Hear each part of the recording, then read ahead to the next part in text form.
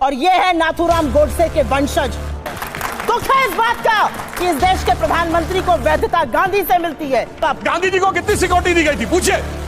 गोडसे मुर्दाबाद कहने की औकात नहीं है भाजपाइयों की। गांधी के बारे में बोलने का आपका कद नहीं है। एक और नाम लेते हैं, प्रदीप कुरुलकर का नाम सुना है? सभ्यता थोड़ी शालीनता रखी, से बात कर रहे हैं, बोलने का टर्न है। ये है आरएसएस की सोच और ये है नाथूराम गोडसे के वंशज जो आज भी गांधी को क्षण क्षण मारते हैं। ये कालीचरण से कम नहीं है, इस देश के सांसद हैं, इस पर मुझे दुख होता है।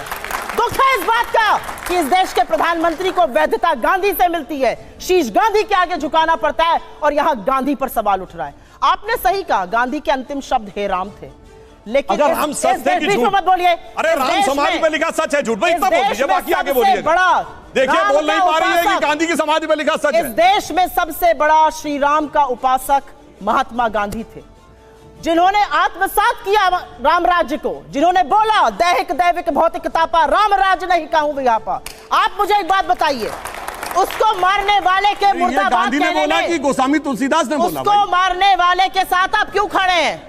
कुछ भी मैंने कहा आत्मसात किया, सुना करिए, कान में मैल है क्या, साफ कराइए जाकर। आत्मसात करने को बोला, उसके हत्यारे के साथ आप खड़े हैं और वही काम कर रहे हैं जो गोडसे ने किया। गांधी को आज भी आप क्षण क्षण मांगते हैं। एक सांसद होने के बावजूद आप गांधी के राष्ट्रपिता की उपाधि पर सवाल उठाते हैं। आपसे, आपकी पार्टी को, और मैं चैलेंज करती हूं, प्रधानमंत्री को सवाल पूछना चाहिए। अब मैं चैलेंज करता हूं, सुनिए, गांधी जी के बात पे पूछ रहे हैं, बहुत लंबा, सुनिए मेरी बात सुनिए। गांधी जी को कितनी सिक्योरिटी दी गई थी पूछे? उससे पहले 13 दिन पहले गांधी जी पे बम फेंका गया था और जिसको लेकर मदनलाल पावा की गिरफ्तारी हुई, जिसने कहा कि नाथूराम गोडसे मेरे गुरु हैं, और उनको छोड़ दिया गया। बोलिए कितनी सिक्योरिटी दी गई थी? सुधांशु, गांधी को कितनी गोलियां लगी थी? बोलिए उनका काउंटर फिर आपके पास में। बोलिए गांधी जी को कितनी गोलियां लगी थी? बोलिए। गोडसे मुर्दाबाद कहने की औकात नहीं है भाजपाइयों की, करवाया गया। क्योंकि असलियत यही है, आत्मा में अरे बोलो ना, गांधी परिवार मुर्दाबाद बोलो। आपसे पूछती हूँ कि राम को झूठा कहने वाले मुर्दाबाद। सुधांशु जी जवाब सुन लेते, फिर मैं आपके पास आ रहा हूं। गांधी के बारे में बोलने का आपका कद नहीं है। एक और नाम लेती हूँ, प्रदीप कुरुलकर का नाम सुना है? कद है। अरे वो दीदी और दीदी ना करिए, जो प्रधानमंत्री करके आए। सभ्यता थोड़ी शालीनता रखिए, भैया से बात कर रहे हैं। तो मैं तो सिर्फ कह रहा हूँ सिक्योरिटी कितनी दी थी बता दीजिए ना। आपसे मैं सवाल, सिक्योरिटी कितनी दी थी बताइए ना गांधी जी। कुरुलकर नाम का एक आदमी आरएसएस का डीआरडीओ का डेटा पाकिस्तान को बेचता हुआ पिछले हफ्ते पाया गया। काहे चुप है चरण चुंबक? क्यों नहीं बोलते हैं सांसद? क्यों चुप है गृह मंत्री? पाया गया बताओ ना, रक्षा मंत्री? कहां पाया गया? मैं पूछना चाहती हूँ, एक शो दिखा आपको टीवी चैनल पर, मैं आपसे पूछती हूँ। पूरा आपको भी लपेट दिया, पूरी तरह से साइलेंट। भैया मैं बोलूंगी, प्रदीप कुरुलकर के नाम पे कुछ बोलिए। 2018 में आप लोगों के साथ मंच शेयर कर रहा था, 2018 में मोहन भागवत जी के बगल में बैठा था। पाकिस्तान को हमारा डेटा बेचता हुआ डीआरडीओ का साइंटिस्ट पाया गया और आप चुप रहना चाहते हैं। और मैं सिर्फ एक बात पूछना चाहती हूँ, यहां पर आकर बड़ी बड़ी बातें करने से बेहतर है, मैंने आपसे एक सवाल पूछा है। प्रधानमंत्री कहते हैं विनेश मेरे घर की बेटी है, उस बेटी की टोह प्रधानमंत्री क्यों नहीं ले रहे हैं? इसमें जरा जरूर बताइएगा। और 200 साल पे नहीं बोल पाएंगे, क्योंकि 200 साल तो इन्होंने मुखबिरी और माफीनामे लिखे, तो बोल ही नहीं सकते हैं। इसलिए आजादी को कम आंकते हैं, क्योंकि 200 साल इन्होंने मुखबिरी का काम किया। हम अंग्रेजों के खिलाफ थे, अंग्रेजों के साथ खड़े थे, तो 200 साल बोलने की ना इनकी औकात है ना हैसियत है, ये असलियत है। और गांधी के राष्ट्रपिता होने पर जो सवाल आज उठाया गया है, ये बड़ा मुद्दा है और इनको माफी मांगनी पड़ेगी। इसलिए मांगनी पड़ेगी क्योंकि आपने इस देश की आत्मा पर सवाल उठा दिया है। आप माफी मांगे बिना यहां से नहीं जा सकते। मैं जवाब देता हूं, सुनिए। आप जवाब दे नहीं सकते, आप जलेबी बनाते हैं। यहाँ पर जलेबी नहीं, बिल्कुल सच बोल रहा हूं। आप सच बोलते हैं? सच बोलने की भी ट्रेनिंग मिली है क्या आपको? मुझे लगा सिर्फ प्रोपेगेंडा फैलाने की ट्रेनिंग। अभी सब एक एक चीज की पोल खोलते हैं, प्रोपेगेंडा फैलाने की खोलने की कोशिश कर रहे हैं बड़ी देर से। गुरु गोविंद सिंह जी से लेके छत्रपति शिवाजी महाराज से लेके महाराणा प्रताप जी से लेके चाहे चंद्रगुप्त मौर्य, सम्राट अशोक, जिनको भगवान का दर्जा हुआ, भगवान बुद्ध, भगवान महावीर, भगवान कृष्ण, भगवान राम, सब इस धरती को क्या मानते हैं? माता भूमि पुत्रो हम पृथिव्या। अब आप क्या तरीका है, बीच में डिस्टर्ब कर रही हैं। आप बताते हैं मुखबिरी। एक कांग्रेस कब बनी थी? 1885। संस्थापक कौन था? एलन ऑक्टेवियम ह्यूम, ब्रिटिश सरकार का सेक्रेटरी। पहले अध्यक्ष कौन थे? विमेश चंद्र बनर्जी, जाके इंग्लैंड में बस गए।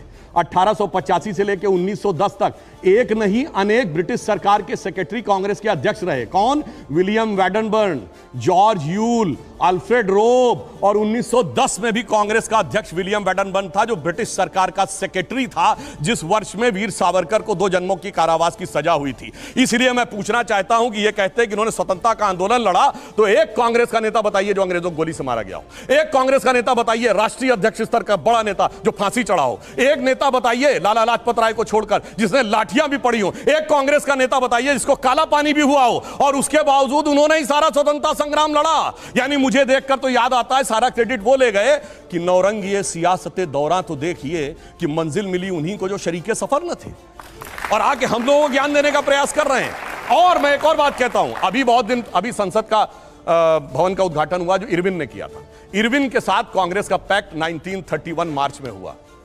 मार्च 1931 से 15 अगस्त 47 तक केवल 1942 का भारत छोड़ो आंदोलन जो 2 महीने में अंग्रेजों ने सप्रेस कर दिया था, कुचल दिया था, इसके अलावा एक आंदोलन बताइए 31 से 47 कौन सा पैक्ट किया था इरविन से? बोलिए 31 से 47 तक कौन सा आंदोलन किया? बात हो ही रही है तो 1942 का जो क्विट इंडिया मूवमेंट था, जो मौलाना आजाद, सर हम 9 साल से 1942 का quit India movement Maulana Azad हमारे अध्यक्ष से गांधी जी के आह्वान पर हुआ। आपको पता है अंग्रेजों को किसने चिट्ठी लिखी थी, कैसे सप्रेस किया जा सकता है इसको? श्यामा प्रसाद मुखर्जी ने। कांग्रेस की सारी सरकारों ने रिजाइन कर दिया था, लेकिन सिंध में, बंगाल में और NWFP में मुस्लिम लीग के साथ मिलकर श्यामा प्रसाद मुखर्जी और इनके लोग सरकार चला रहे थे। 1911 से ही माफीनामे लिखने शुरू कर दिए थे। आप किस देश की, किस आजादी के आंदोलन की बात करिएगा?